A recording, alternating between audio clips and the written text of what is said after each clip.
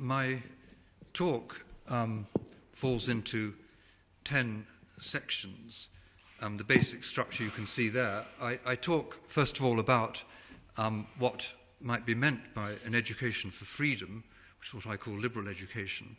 Then I consider two models of that, and go on to explain the type of thing that I believe in 4. 5 and 6, I give some objections and opposing views. Then I consider the question as to whether liberal education that I'm interested in has a religious dimension.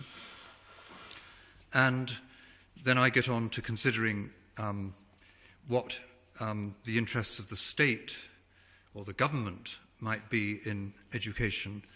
And I talk about what I see as the dangers of a centrally administered governmental system. And at the end, I very briefly consider a couple of alternatives. Now, I should say that most of what I say, although I think it does have universal application, I will draw on my experience from England, and I particularly stress England because we have a disunited kingdom in the United Kingdom, and education policy in England is different from that in Wales, Scotland, and Northern Ireland. And I have been involved in 2 periods with forming education policy in England, so I will draw on that a bit. Right. Liberal education, as I'm understanding it, is an education for freedom, to make people free. Liberal education deriving from the Latin liber, meaning free. Now, that, of course, is ambiguous, and an education stressing or aiming at freedom can be seen in different and rather incompatible ways.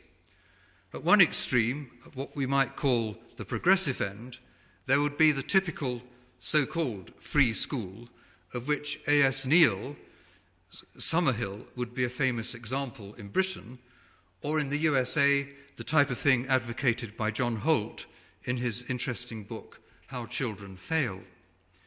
Now, Summerhill is a school in which children do not attend lessons if they do not feel like it. I think you can see them not attending lessons there. They study the things they want as and when they themselves feel ready for it, and teachers and other members of the school community collectively decide, with teachers and other members of the school community, they collectively decide on the rules to be imposed in the school. Now, in Neil's own words, which come from some half century or more ago, but are on the school's website, at Summerhill we had to renounce all discipline, all direction, all suggestion, all moral training, all religious instruction. We have been called brave, but it did not require courage. All it required was that we had a complete belief in the child as a good, not an evil being. Thus Neil. The underlying thought here, then, is that there is something dehumanizing in imposing external controls on young children. According to Holt, nobody starts off stupid, yet schools are no more than places in which pupils are coerced according to external social goals, with the result that in them children learn to be stupid. By contrast, the type of liberal education I am interested in, discipline and externally imposed curricula, will play a major role. There is an understanding that children, pupils, are not, when young, fully human, and only become human in the full sense by being initiated into various practices and forms of knowledge and experience in which one's humanity achieves its full embodiment and articulation. Now, I put this point bluntly and starkly because I think it needs stating clearly and emphatically in these post-Rousseauan and possibly post-Freudian days, when children is seen sentimentally as a paradise from which we adults have been excluded by the forces of civilization. Actually, claiming that the child is not fully human is not as extreme as it might at first sight seem. It is simply recognizing the fact of what biologists call neoteny, that is, that when we are born, we are very immature in comparison to most other species and remain immature for a long time. When we are young, our instincts on their own will not take us very far, or perhaps they'll take us in the wrong way. A great distinction between humans and other animals, also recognized in biology, is the way in which, in all cultures, human beings pass on to their young, by education and training, formal and informal, immense tracts of what they need to know and do in order to survive and flourish in both the natural and human worlds. During the European Enlightenment, many thinkers, and not just Rousseau, were fascinated by the prospect of l'enfant sauvage, a child who had not had a human upbringing, but who was raised in nature among the beasts. As is well known from the film of François Truffaut, when such a child was actually found in the Auvergne, that is the wild boy of Aveyron, sadly, tragically, even despite all the efforts of the well-meaning doctor who fostered him, he never succeeded in becoming, dare I say, fully human, and actually ended up as an exhibit in Paris. He was found when they didn't really know how old he was, but he was 10 or 12, but then it was too late for him to become human. The proponent of liberal education takes a view of childhood which has its roots in the thought of the classical Greek philosophies of Plato and Aristotle. Parche Holt, who thinks that children are by nature not only kind and loving, but serious and purposeful, for the philosophers of classical antiquity, the child is unhabituated in desirable traits, either of character or of intellect, and so is in no position to exercise the type of freedom accorded to children in A.S. Neal's school or advocated by Holt. It is not that children are evil or malignant, though some might have evil and malignant tendencies, and original sin weighs on us all, so much as that they are unformed. And this lack of formation goes all through, intellectual, physical, moral, and in terms of character. So famously, the ancient Greeks emphasized the need in education for gymnastic, the training of the body, and there's Degas' picture of young Spartans exercising. So we have gymnastic, music, the training of sensibility through music and the other arts. They're the basis of education in the classical scheme of things. While Aristotle stressed the way in which a virtuous character can emerge only from habituation in virtuous acts, which will, if things go well, lead to a love of virtue itself. I can't stress the importance of that point, but I can't go into it here. But as far as intellect goes, what the young need above all is initiation into disciplines and traditions in which reason is exercised. None of these things is instinctive, hence the need for discipline and training. Now, I'll leave it to those who have had experience of young children to judge between the Greeks and the likes of Holt and Neal. Here I will restrict myself to the comment that even if Holt is right in thinking that schools actually produce the sort of malice and stupidity we see in pupils in many secondary schools these days, what this would show is that the good qualities he discerns in very young children are not strongly embedded and would need careful nurturing, just as the Greeks thought and Christians think. A similar point could be made about Rousseau, who also put the blame for our evil inclinations on the social world, and to whom many of our current sentimental notions of childhood can be traced, but who, in his book Émile, requires an astonishingly artificial setup in order that Émile's so-called natural goodness should develop naturally. And I'll move on to a true enlargement of mind, which is what the liberal educator is after. From the perspective of the liberal educator, as represented by, say, Cardinal Newman, or now we have to say Blessed John Henry, and of Matthew Arnold in the 19th century, in an education which truly frees the mind, if not the key element, will be an initiation into the best that has been thought or known or said in Arnold's words. As a result of such an initiation will develop that true enlargement of the mind, which is the power of viewing many things at once as one whole, understanding their respective values, and determining their mutual dependence, as Newman had it. Here, teaching and discipline are essential because the best, in whatever field, is not going to be picked up randomly. Much of it will be hard and different from anything the pupil will be familiar with or will pick up in his or her ordinary life. Now, the subject matter of liberal education will include science and mathematics, treated in a serious way as inquiries for their own sakes, examining the fundamental nature of reality from both a physical and an abstract mathematical point of view.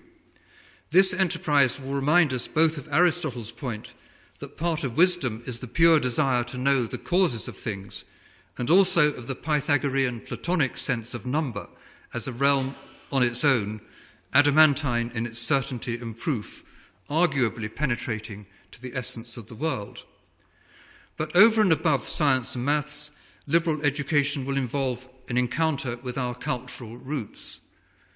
Like Odysseus in Book 11 of the Odyssey, we will, in a sense, enter Hades to converse with the dead and to discover who we and they are. Like Odysseus, each one has, in Homer's words, to sail after knowledge, or else we will be in a state knowing less than the drugged beasts, enthralled to the clamour, mindlessness and superficiality of the present, when we have nothing with which to compare or judge it. Much modern education, I think, though, is predicated on just such contemporaneity. But, by contrast, to put it broadly and bluntly, the liberal educator sees freedom in terms of the ability of the learner to participate in and add to what Michael Oakeshott called the conversations of mankind, whereas the freedom envisaged by the progressive is that championed by Francis Bacon right at the start of the modern era in the early 17th century, the freedom of the man who dives into the river Lethe, erasing from his soul the memory of all knowledge, all art, all poetry, to re-emerge on the opposite shore, naked and glorious like the first man. That's Bacon. It might seem a cheap shot to point out that in expressing his vision so beautifully, Bacon is relying, of course, on classical and biblical imagery, River Lethe, first man, but it would not be a cheap shot to point out that Bacon was the advocate of a new science based solely on observation and experiment, which was supposed to look at the world anew and without preconception or influence from past authorities. For Bacon was a polemicist who referred to the knowledge of the Middle Ages and of the Renaissance as well, note, as consisting of idols, and who excoriated the intellectual influence of Aristotle. Bacon's own contributions to the actual new science of his day were less than nugatory, and he misunderstood the mathematical and theoretical nature of the new science he was supposedly advocating, which was actually very far from addressing nature without preconceptions. But we should not overlook the way in which the Baconian conception of science is a thoroughly utilitarian one in contrast to the view of Aristotle. For Bacon, the true and only point of science is to improve man's estate, as he put it, and the liberation is one afforded, if at all, by technique and technology, not by wisdom, as Aristotle saw as the end of science. It is not then surprising that Bacon should have been an opponent of liberal education, to the extent that he opposed the foundation of Charterhouse because its curriculum was to be based on the Greek and Roman classics. But as you can see from that picture there, he failed in that endeavour, and there you see pupils at Charterhouse playing cricket, notice in white, not in IPL gear. Bacon can be seen to be the first of one of many who've opposed liberal education on grounds of economic and scientific utility, including John Locke, Newman's bête noire in this respect.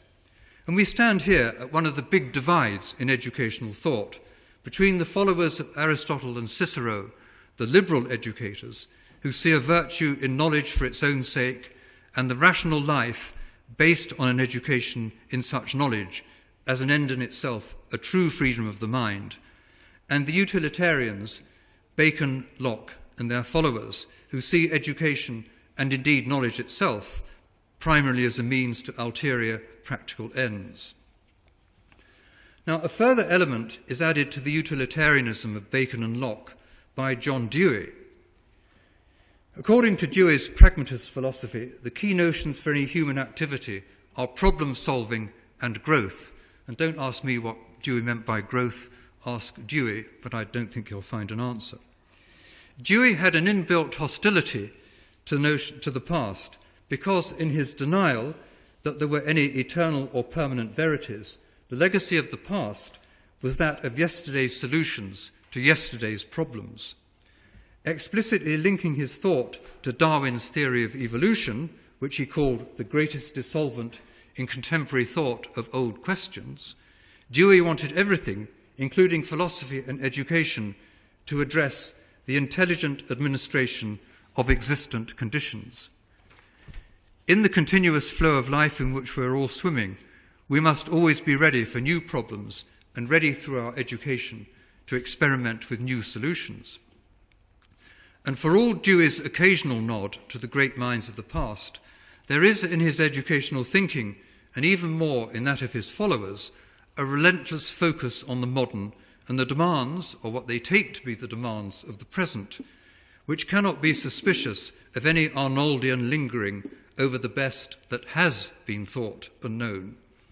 For Dewey, not only should education be directed at practical ends, today's practical ends and today's problems, approached in a technologico-scientific spirit, but it will be collectivized. As is clear from the Chicago school experiments of the 1890s in which he was involved, Dewey saw education in highly politicized terms, in which the community as a whole will participate in solving its problems. The schools would be part of the local democratic community, and its activities would focus on projects which grew out of the concerns and interests of the people in the locality. At the same time, the classroom itself would be run as a democracy in miniature, with a teacher, no external boss or dictator, Dewey's words, but a moderator or coordinator of the activities of the group, Dewey's words again, facilitators in today's jargon. To this fundamentally democratic enterprise, all pupils would be encouraged to contribute their own individual slants on whatever topic was being investigated. And you can see a picture from that era. And I think there is a teacher there writing on the blackboard, but nobody seems to be taking much notice of them. And to hammer home his message that education was to be a socialized activity, as early as 1889, Dewey said this: "What the best and wisest parent wants for his own child, that must the community want for all its children." And to an extent, this anti-traditional line is the direction education has taken in modern democracies. But over and above all this, there is yet another aspect to liberal education which would make its promotion problematic for the modern state. As will be evident from a glance at its history, there are among its devotees and forebears, both Christian and pre-Christian, a striking number of thinkers who are explicitly committed to a belief in the supernatural destiny of mankind, from Plato, Aristotle and Cicero, through to Ruskin, Newman, Tawney, T.S. Eliot, C.S. Lewis and Dorothy Sayers in more modern times. From the point of view of these thinkers, the formation involved in a program of liberal education is part of the way we would respond to our nature as having a destiny not confined to this world. And I think actually what I'm going to say here will have parallels with the situation in India, but I would not presume to say anything about Hindu thought here, but I think you will be able to draw parallels with some of the things I'm about to say from your own traditions. At the very least, liberal education leaves open the possibility that human beings have a calling which is open and not confined to any ulterior ends, economic, political, social, or, as Newman stressed, even moral. Our intellectual and aesthetic sensibilities are treated as ends in themselves, worthwhile in themselves, and a full analysis of these faculties may well see them as having a transcendent aspect, not just as worthwhile in themselves, but as crucial aspects of our spiritual nature. Newman indeed did say that of the universalizing and synthesizing aspirations that he looks for in intellectual endeavor, the true enlargement of mind, as making sense only against the background of a unifying and legitimately divinely upheld order. And there's a picture of the sort of thing that, you can go back to Le Baudieu, that Newman would have had in mind. There is God, man, with the book of life, with a stern but gentle expression on his face, and he's standing at the door of Amiens Cathedral, the New Jerusalem in this world, but you have to go past the judgment of Le Baudieu to reach the New Jerusalem. And there is God, man, and fusion.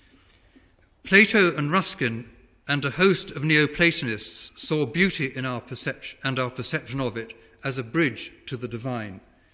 Clearly, a significant element of liberal education would be what the Greeks called music, things to do with the muses, that is, though of course including music, the highest art.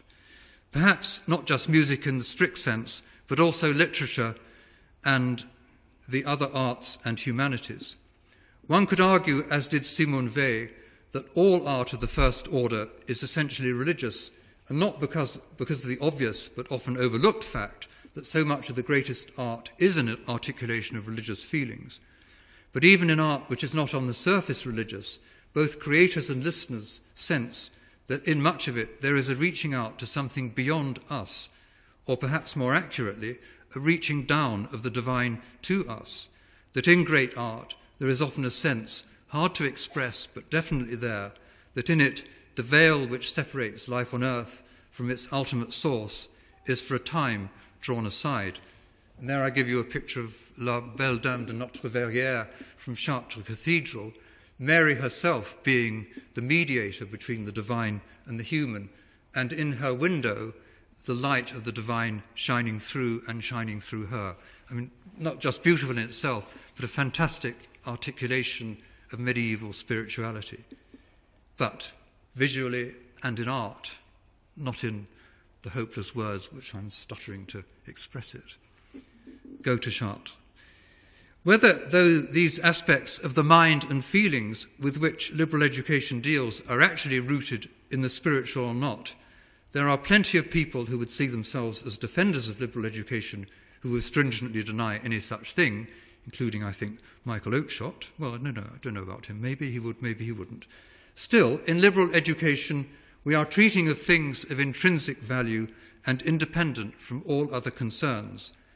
By virtue of these facts, the devotees of liberal education, whether teachers or students, are going to put the more quantifiable and basic concerns of the community to one side, at least for a time. So now we come to the interests of the state. There is no need here to go into any great detail into which ends such as the ones just mentioned have become prominent in state-run systems of education, that is, quantifiable and basic concerns. Nor is this a new phenomenon. As long ago as 1796, Benjamin Rush, one of the signatories of the American Constitution, said, "Each youth does not belong to himself, but is public property and a warrior in the cause of liberty."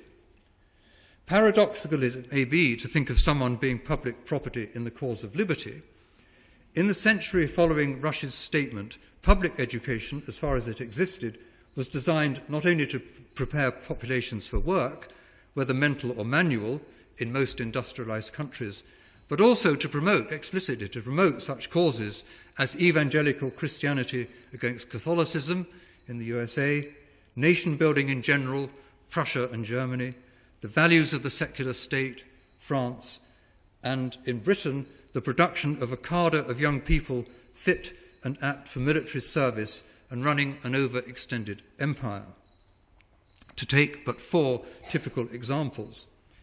In the 20th century, in addition to some or all of these, there's been a stress in many places on education as an agent of social mobility and latterly of equality.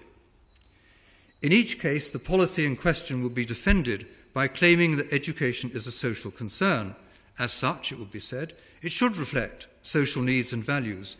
And moreover, as a state education will necessarily be paid for out of the public purse, the state has a very direct interest in what it does and what it is for. Further, as societies have become more democratic and democracy itself more populist, there is also a move to make education more egalitarian, shunning elitism, as it would be called. Now, the liberal educator need not deny that education is in some sense a social concern, nor that society as a whole has an interest and even a paternalistic duty in seeing that its members are educated. Both Newman and Arnold, in their different ways, saw an educated population as a good in itself, something that would leaven and civilize the society it made up. And so did Mill, John Stuart Mill. But as Mill saw with compelling clarity, saying that is one thing. Saying, as is taken as axiomatic almost these days, that therefore a state should take charge of education is quite another. In Chapter 5 On Liberty, Mill warned that a general state education is a mere contrivance for moulding people to be exactly like one another, and in proportion as it is efficient and successful, it establishes a despotism over the mind, leading to one over the body. One may, of course, have doubts about the efficiency of the thing, but looking at the materials of the English national curriculum as it was under New Labour in the first decade of the 21st century, there could be no doubt about an intention of just the kind that Mill feared, an overwhelming and overweening drive within it to produce a certain set of attitudes on topics such as multiculturalism, environmentalism, citizenship, social justice, and even the European Union. Now, we've so far been treating the question of the influence of the state and its bureaucracies as if they were in some sense neutral phenomena, simply administering policies laid down by rulers and politicians in a disinterested way. In practice, though, we know, well, I know, because I've dealt with them, we know, you know, both from experience and from the findings of public choice theory, that bureaucracies are never disinterested players. They always have their own interests to pursue, their own empires to build up, their own influence and power to expand. No bureaucracy is likely to favour an activity whose aims and rationale are essentially in tension with a managerial bureaucratic approach, and also essentially to place its adherents at least one remove mentally from the state. The aims of liberal education certainly are to place people at one remove from the state, in that they involve values which are unquantifiable and which will seem to the managerial mind to be unaccountable, and aims which may well be critical of the forms of economic utility and social levelling beloved of the politician and the bureaucrat. Nor should we forget that the modern world and the politics of the modern state, above all, are aspects of what Plato called the great beast. The great beast is the public world, which can be pulled in any direction by the force of public opinion, without regard to truth or justice. In a populist democracy, public opinion is easily manipulated by propaganda and the mass media. Political leaders are demagogues, and they in turn are in thrall to all sorts of other interests and powers. Political parties exist but as mass movements, concerned only with growing and furthering their own power, which is why Simone Weil so hated political parties. All this is highly corrosive of the type of individualism and the type of independence and serene individualism the liberal educator endeavours to foster. So we should not be surprised if the modern state hardly wants to cherish institutions of liberal education, but sees education rather in terms of aims of its own, be they nation-building, economic utilities, social levelling, or whatever, or a combination of all of them. I'll now make just a few very brief remarks about possible ways through this. This is not the place, and be reassured I'm not going to discuss the mechanics of an unregulated system of education in any detail, though some form of voucher system has occasionally received support from the political left as well as from the political right. In voucher system, parents would receive in the form of vouchers what they paid in taxes for the education of their children, with various top-ups in the case of poor parents and handicapped children. Such a system could be a godsend to the poor, particularly, for it is poor parents in poor areas who are most trapped in the monolithic and unresponsive government system, in which they have no option but to send their children to the poorly performing and undisciplined state schools which constitute so many of their community schools. In a system of education not run or controlled by the state, even if supported by the state taxes in the form of vouchers, should the state still have a regulatory role? Here, I think, is the Achilles heel of the voucher system. For what the state gives in doling out by vouchers, it will then want to take away through regulation.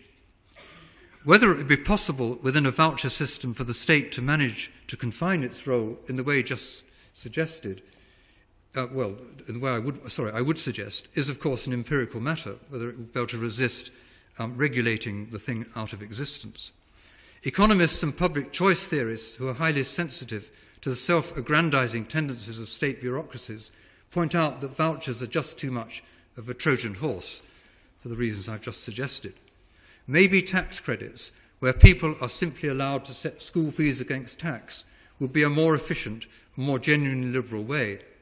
Or maybe, most radical of all, education should simply be left entirely to the private decisions of private individuals who would not be taxed for education. In such a world, no doubt, charities would provide education for the very poor, but also, as the work of James Tooley, who I think is going to address this conference later, in his work in India, Africa and China has demonstrated, small schools would spring up even in the poorest areas from the private initiatives of groups of parents, community groups and educational entrepreneurs who, even in these impoverished settings, often provide a better level of education than the competing government schools, which you'll probably hear about that from James later. In advocating whatever form of deregulation of education, the defender of liberal education will have to take on board the fact that there will undoubtedly be schools which he or she disapproves of. Here his position or her position will be liberal in a wider sense. We can all think of examples of schools which might crop up in a deregulated system. Schools for Scientologists or creationists or Islamists and the rest, which doubtless some will object to strongly. On this general point, I will just say two things before concluding. First, freedom in whatever sphere will always involve outcomes some disapprove of, but this does not mean that those making the choices do not have the right to make them. This is what freedom means. And in the case of schooling, there is the further point that parents, most parents, are taxpayers from whom the state actually takes the money in order to impose on them and their children a model of schooling it and its bureaucracies prefer. Against this, I would simply urge that on balance, parents will know more about the educational needs of their children than bureaucrats and politicians motivated by imperatives with little regard for the individual child. Of course, some parents will make choices others find unfortunate, price of freedom. But apart from the point of principle at stake, we are not in a situation, in the Western world anyway, in which bureaucratic management of schools is a roaring success. There is no reason to suppose that more children would be failed were their parents to have some genuine control over their education, however bizarre some of their choices might look to others. But then secondly, let's suppose we have, not to cut to the quick, we have a traditionalist Muslim school, for instance. In a context of parental choice, it will be supported by the parents who sent their children there, otherwise it would not exist, which will be important educationally and in other ways, and a big advantage over the present situation in which many parents are unhappy with the schools the government forces their children to go to, but who have no way out. Of course, this Muslim school, traditionalist Muslim school, would teach things some people did not like. But then again, let's face it, many state schools do just that. Many state schools teach things I dislike intensely. And from them, there is currently no exit for the vast majority. As far as the teaching of what is disliked goes, there would, of course, be the normal application of the law to prevent incitements to violence, suppression of the rights of girls and women, vilification of minorities and the rest. So long as the school remained within the law, it is hard to see by what right even the best meaning of authorities could forbid the teaching of specific doctrines or worldviews. But equally, the vast majority of parents do want their children to enter mainstream society, whatever their own particular beliefs, and so there would be a pressure for an education which was not so bizarre as to make that impossible. And even where that was not the case, as with the Amish in parts of the USA, other things being equal, it seems to me, tolerance by society as a whole would seem more fair, more constructive, and more in a genuinely liberal spirit than attempts to suppress minorities by force or taxation, which is what external intervention amounts to. In sum, then, to conclude, supporters of liberal education, to come back to liberal education, ought to favour a system of genuine parental choice, stimulating genuine diversity of provision, because of the reasons I've given, that the state will be inherently hostile to liberal education, with the state playing as small a role in education as is consistent with it that all children are educated, and that in their education the law is upheld in a general sense, and children are not subject to obvious physical or moral danger. Not only does liberal education view education as in principle autonomous, ideally, but for the practical reasons just considered, it is most likely to thrive where education is not run by the government.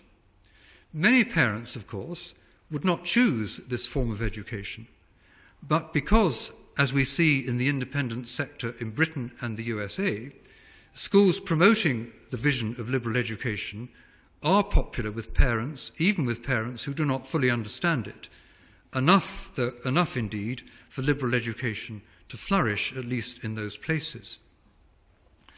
Given, though, that education in most Western democracies is run predominantly by the government, and in many cases increasingly intrusively, and that we do not have a voucher system or anything permitting genuine parental choice for the vast majority of parents who cannot afford private schooling, the best hope for liberal education would seem to lie in whatever private sector of education is allowed to exist. Meanwhile, as things stand, the best plan for liberal educations who want to do more than simply teach in whatever setting they can would be to campaign for greater levels of autonomy within their national systems of education. And I'll just end by saying that I am, in fact, myself the governor of 5 schools in a very deprived area of London, state government schools, in which we are indeed trying to promote a vision of liberal education, including the teaching of Latin, which is, of course, only, on the whole, the preserve of the independent sector in Britain. So there may be things that could be done even within the state system, but that would require that the schools are derogated from various regulations and edicts of the government.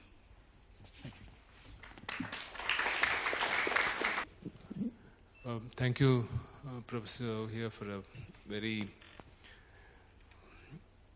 a talk rich with a whole lot of ideas, and that invites quite a lot of questions from the perspective of a country which is still struggling to understand what the limits of state intervention in school should be, and which is at the same time rapidly privatizing in school education. Now, I would invite the audience to ask questions. And could someone hand over the mic, please?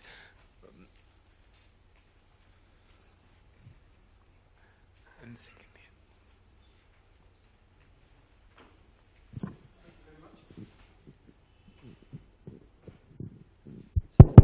Now it's working. Thank you. Thank you very much for the presentation. I have two questions, I think.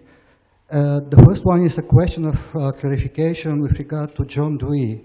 So I was wondering how you're situating Dewey between the proponents of liberal education on the one hand and its enemies like the utilitarians, because on the other hand, Dewey is of course in line with empirical research, with an emphasis on empirical research and experience and so on.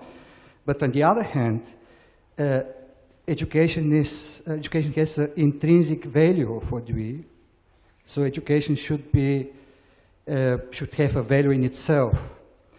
And individual freedom is actually the main purpose of education. So I found that it's quite unfair to call the educational philosophy of Dewey a collectivistic one, for Dewey is arguing explicitly against the subordination of the individual under the states at Plato or Hegel.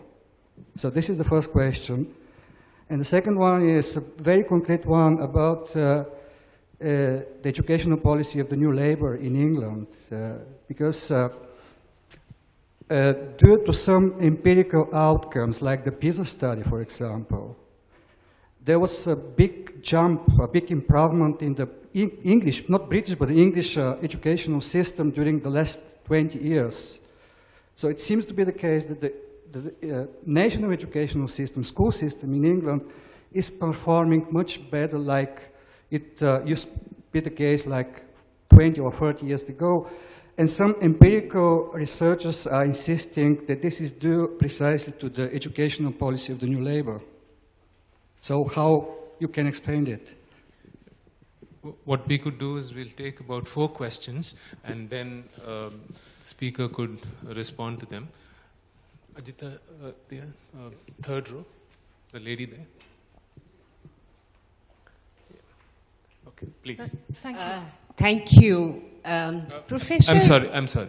The next question there and then you. Okay, I'm not sure you can keep the mic. I think there's a mic there. Okay. Thank you. When you set up your talk, you started by drawing a distinction between a view of education and human nature characterized by the so-called child center movement of Neil and drawing on Rousseau, and the classic liberal ideal. I think the problem with setting this up in this sort of dichotomous way is that it ignores another way of thinking about the relationship between education and human nature, or education and society, which has a rich intellectual history in the tradition of radical and critical education and libertarian education not associated with Rousseau, actually, that doesn't do away with the liberal idea of education as freeing the mind, and that also doesn't retreat to a kind of narrow instrumentalism of education as being purely for an extrinsic, perhaps vocational purpose, nor does it hold on to the naive romantic ideal of the child as naturally good. It in fact has a complex idea of human nature as being always contextual and to a large extent determined by the kinds of social experiences and institutions that children grow up into. And I think from that perspective, the position that you presented is somewhat problematic, because what that tells us is that, yes, we need to hold on to a liberal ideal of knowledge as intrinsically valuable, of education as having the potential to free the mind in the classic idea. But we have to also acknowledge that what knowledge we pass on to children, the question of who's included in the conversation of mankind and who's excluded, is always going to be a choice that has political and social ramifications, and that is not just about the world that we pass on to children, but the world that we want them to create and the world that they're currently existing in. And I just wonder what that perspective would, how you deal with that from the position that you're presenting. Thank you. One last question here before. I assume that you are not advocating the complete withdrawal of the state from providing for educational opportunities, but within that, the state responsibility to provide educational opportunities, you are defending, and very rightfully so, autonomy from any kind of imposed state diktats. Because autonomy is a dangerous word. I know it is central to liberalism, but does it also imply autonomy from the market? I mean, that is the first question that I'd like to ask you. Secondly, you mentioned the Greek notion of education in passing, and you related it to beauty and aesthetics. But the Greeks, despite the fact that they limited this entire educational training to a very small body of men, propertied men, for the Greeks, an educated mind is a mind that is capable of participating in a critically rational, informed discourse about the good society. So, isn't the objective of liberal education also teaching the child or the individual to participate in some sort of collective responsibility for creating a good society and critiquing the present order of things? I mean, autonomy for what and education for what, I suppose, would sum up the essence of these two questions. Okay.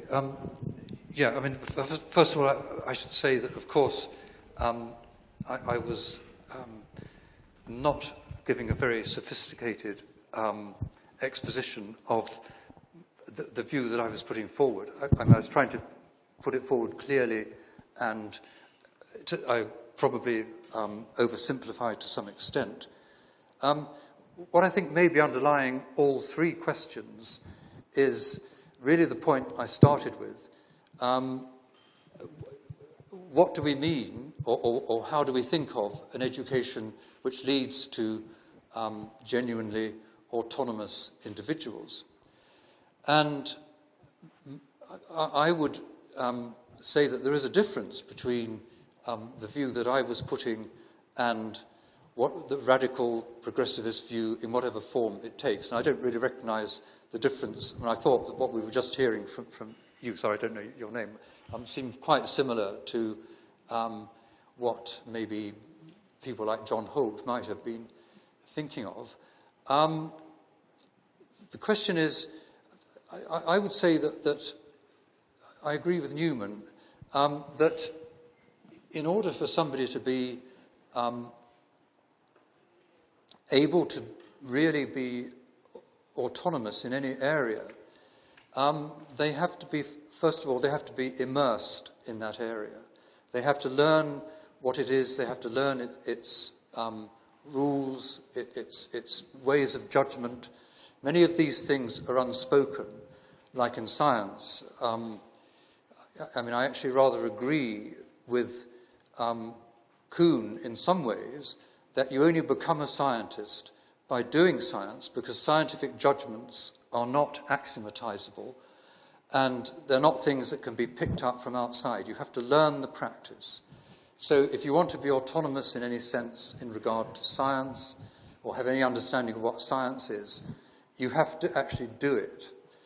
And that implies a subjection of the mind of the pupil to the authorities of the time. Of course, these authorities at the time are changing and will change, and if somebody is immersed in the practice, then they may well lead to changing it.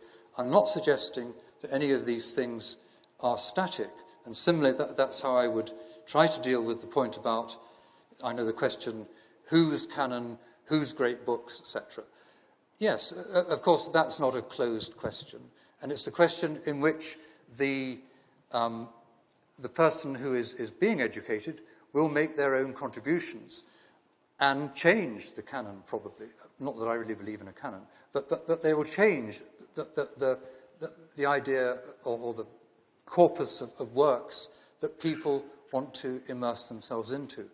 Having said that, you cannot understand Western civilization without, I say, and of course most people here will disagree with me, but you cannot understand Western civilization without reading Homer.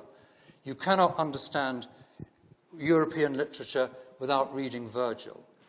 These are just the keystones, and other similar works, Aeschylus from Greek. These are the keystones the works to which people return. And Shakespeare, of course, went back to Virgil. Dante had Virgil as his mentor, going through Inferno and Purgatorio. And Virgil was, of course, trying to outdo Homer. I mean, the whole thing is a continuous stream. Milton trying to outdo the whole lot of them, which only a boy from St. Paul's School could ever have thought of trying to do. So there are some things in this current, and I'm sure this is true with culture in India, which are always going to be there, and which, if you want to take part in the conversation in a way that frees you from, as I said, the seductions and immediacies of the present, you have to immerse yourself in those things, not so as to drown, but so as to be able to swim. And of course the hope is that some of these people that have done these things will play a part, as Aristotle wanted, in civic life. So I'm not saying that education doesn't have, in a certain sense, participation in civic life as an extrinsic goal. What I would urge is that the goal is treated as extrinsic, and one's participation in civic life, as indeed one's happiness and fulfillment, which may come as an indirect result from these things, though of course it may make you unhappy too. Don't forget that Socrates was unhappy. And we're supposed to admire Socrates rather than the fool. Education makes people unhappy. It makes them unhappy at least because they realize that there are goals which they can't achieve, which some of us think. I'm just reading Goethe's Faust this morning, and I think that the great thing about Faust was that, as Goethe did, of course, that he was never satisfied. That is a mark of our humanity. So the education makes us unhappy. So don't go away saying, we want education, so long as the children are happy, it's all right. It's not all right. It's only all right if they're unhappy enough to want to go on. So, but anyway, leaving that aside, I think that the kind of maturity and intellectual maturity that should come, doesn't always, from liberal education, that will play its role in improving public life and public discourse. But what I'm arguing against is trying to go straight to those goals without going through the core thing for its own sake, because it is worthwhile for its own sake. We'll take two more questions from the back, one there, and last.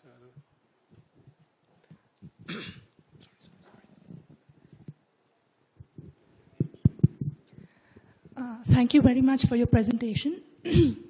My question is regarding the legislation that we have in our country called the Right to Education Act. So I want to know, in the context of your ideas on liberal education, how do you see this legislative approach or a right-based approach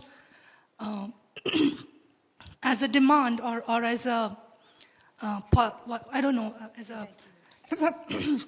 an entitlement demanded in terms of understanding whether it is useful or whether it has any role to play in the liberal education idea of liberal education or the project of liberal education. One more question. Yeah, right here.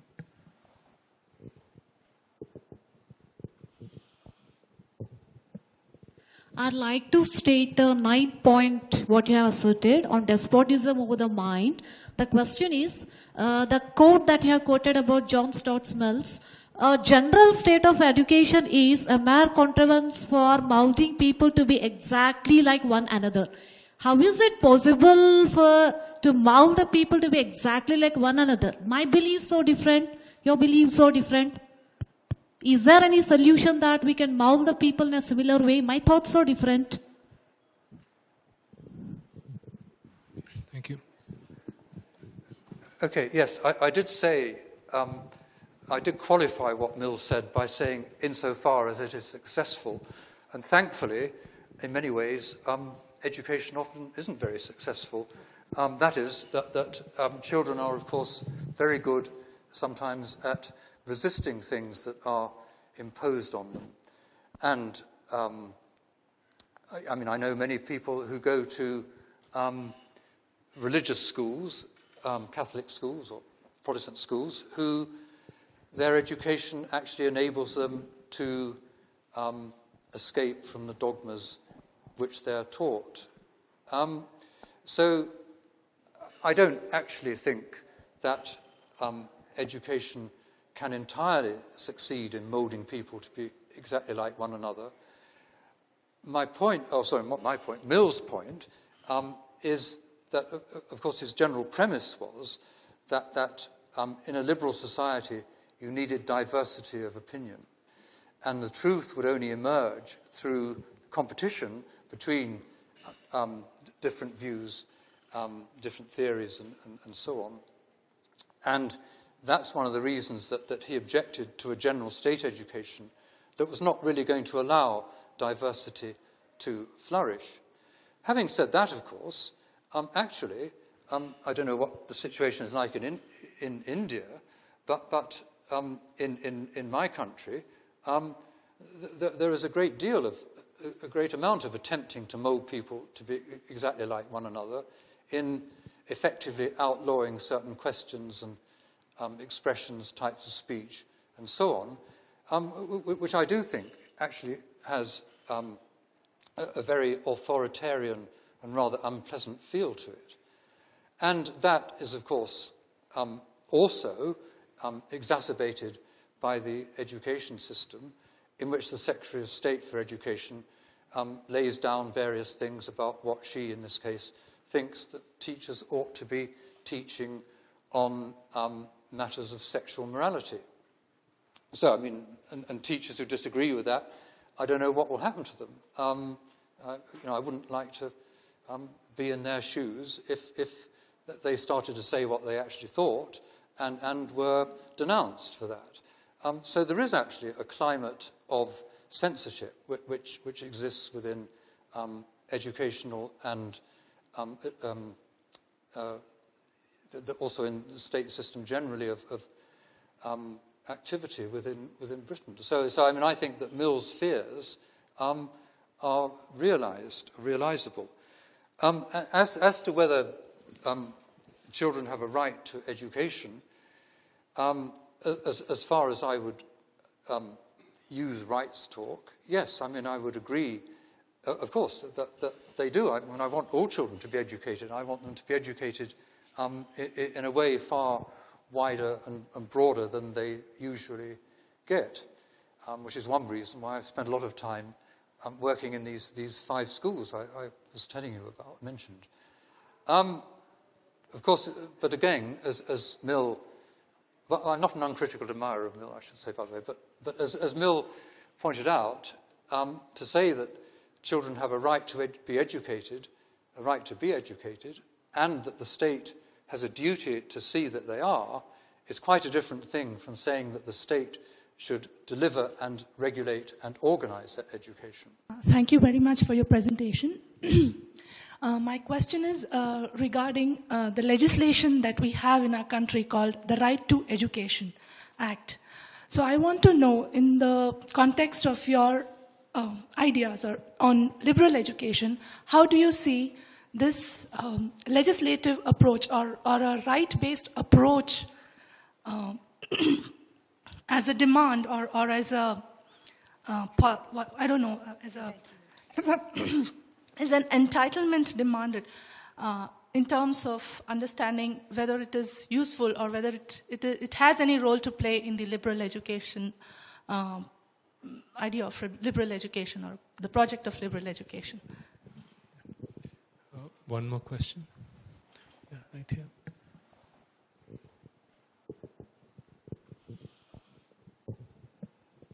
I'd like to state the 9-point what you have asserted on despotism over the mind. The question is, the quote that you have quoted about John Mills, a general state of education is a mere contrivance for moulding people to be exactly like one another. How is it possible to mold the people to be exactly like one another? My beliefs so different, your beliefs so different. Is there any solution that we can mold the people in a similar way? My thoughts so different. Thank you.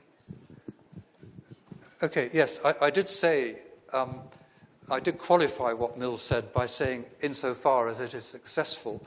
And thankfully, in many ways, education often isn't very successful. That is, that children are, of course, very good sometimes at resisting things that are imposed on them. And, I mean, I know many people who go to religious schools, Catholic schools or Protestant schools, who their education actually enables them to escape from the dogmas which they're taught. So I don't actually think that education can entirely succeed in moulding people to be exactly like one another. My point, not my point, Mill's point, is that, of course, his general premise was that in a liberal society you needed diversity of opinion, and the truth would only emerge through competition between different views, different theories, and so on. And that's one of the reasons that he objected to a general state education that was not really going to allow diversity to flourish. Having said that, of course, actually, I don't know what the situation is like in India, but in my country, there is a great amount of attempting to mould people to be exactly like one another in effectively outlawing certain questions and expressions, types of speech, and so on, which I do think actually has a very authoritarian and rather unpleasant feel to it. And that is, of course, also exacerbated by the education system, in which the Secretary of State for Education lays down various things about what she, in this case, thinks that teachers ought to be teaching on matters of sexual morality. So, I mean, and teachers who disagree with that, I don't know what will happen to them. I wouldn't like to be in their shoes if they started to say what they actually thought and were denounced for that. So there is actually a climate of censorship which exists within educational and also in the state system generally of activity within Britain. So I mean, I think that Mill's fears are realizable. As to whether children have a right to education, as far as I would use rights talk, yes, I mean, I would agree, of course, that they do. I mean, I want all children to be educated. I want them to be educated in a way far wider and broader than they usually get, which is one reason why I've spent a lot of time working in these 5 schools I was telling you about, mentioned. Of course, but again, as Mill, well, I'm not an uncritical admirer of Mill, I should say, by the way, but as Mill pointed out, to say that children have a right to be educated, and that the state has a duty to see that they are, is quite a different thing from saying that the state should deliver and regulate and organize that education.